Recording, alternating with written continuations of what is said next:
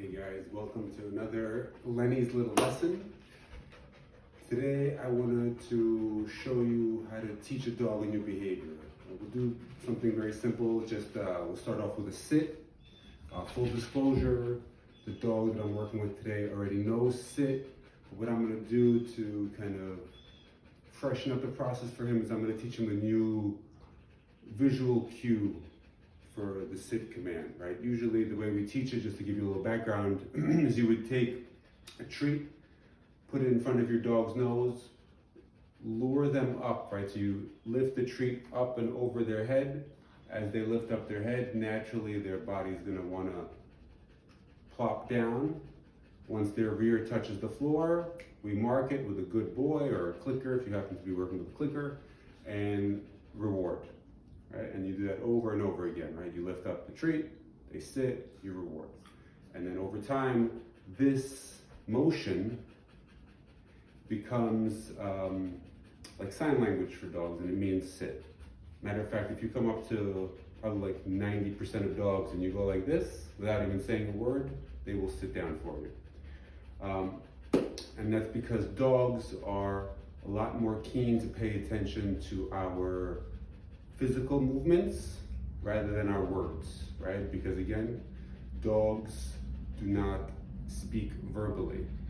While they have the capacity to learn some words through association, they do not personally speak verbally, so that's not something their brain is naturally attuned to, right? So what I'm gonna do here, instead of giving him the goosey, come here boy, just to show you what I mean here. So if I go like this, good boy, right? Even though I didn't ask for anything, or rather I didn't use a word, he got the physical cue, the visual cue rather. He saw it and he knows what that meant, right? And right, that's the visual cue for down, right? You point down. So what I'm going to try to teach him is I want to teach him a new visual cue, a new sign language, a new sign that's going to mean the same thing as this. Right?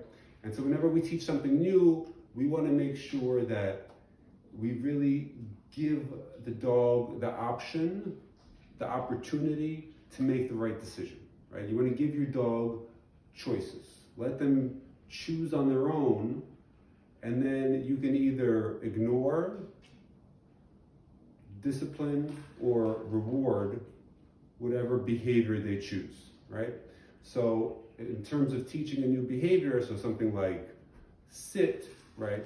We give them options to do what they want with the asterisk of we want to kind of nudge them in the right direction. So that's why we lure them with the treat, right? By lifting up their head, it's more likely that they're just going to want to sit down. So again, we want to give them choices to make the right decision, but if we can, we nudge them in the right path, right? So here, I'm going to call over Goose. Gustavo, come. Goose, I'm going to give him one of these.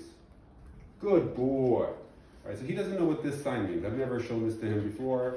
I don't know if he's ever seen it before, right? So now I'm going to break. Come. Get him to break. Good boy. Right? And then we do it again.